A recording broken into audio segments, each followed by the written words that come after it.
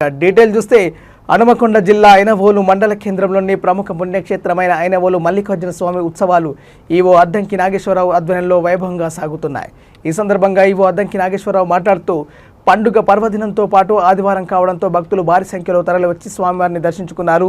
భక్తితో మొక్కులు చెల్లించుకున్నారు. బ్రహ్మోత్సవాల నేపథ్యంలో స్వామివారికి మొక్కులు చెల్లించుకునేందుకు ఉమ్మడి వరంగల్ జిల్లాతో పాటు రాష్ట్ర నలుమూలల నుండి భక్తులు పెద్ద ఎత్తున తరలి వచ్చారు.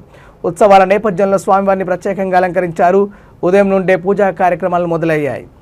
శ్రీ మల్లికార్జున స్వామి దేవస్థానం ఐనవోలు ఈ యొక్క దేవాలయంలో 2024 సందర్భంగా బ్రహ్మోత్సవాలు జరుగుతున్నాయి. ఈ బ్రహ్మోత్సవాలకు విచ్చేస్తున్నటువంటి భక్త జనాలందరికీ కూడా స్వాగతం సుస్వాగతం.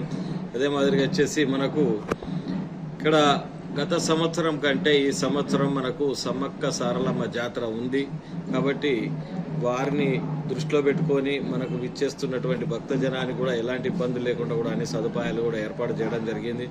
ముఖ్యంగా క్యూ లైన్స్ కూడా మనం ప్రత్యేకంగా ఏర్పాటు చేయడం జరిగింది. విఐపి కూడా ప్రత్యేకంగా ఒక క్యూ లైన్ ఏర్పాటు చేసేసి ఈ భక్తజనులకు వాళ్ళకి ఎలాంటి సంబంధం లేకుండా కూడా మనం ఏర్పాటు చేసేసి దర్శించుకునే విధంగా అన్ని సదుపాయాలు కూడా చేయడం జరిగింది.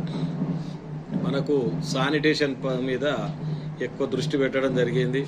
ఎందుకంటే చాలా విపరీతంగా జనాలు రావడం వల్ల మనకు ఈ కరోనా మహమ్మారి కూడా విజృంభిస్తుందని దృష్టిలో పెట్టుకొని మనం ఈ యొక్క కరోనా విషయంలో మనం ఎలాంటి ఇబ్బందులు లేకుండా భక్తులకు అందుబాటులో ఉండే విధంగా మాస్కులు కూడా ధరించే విధంగా ఏర్పాట్లు చేస్తున్నాం.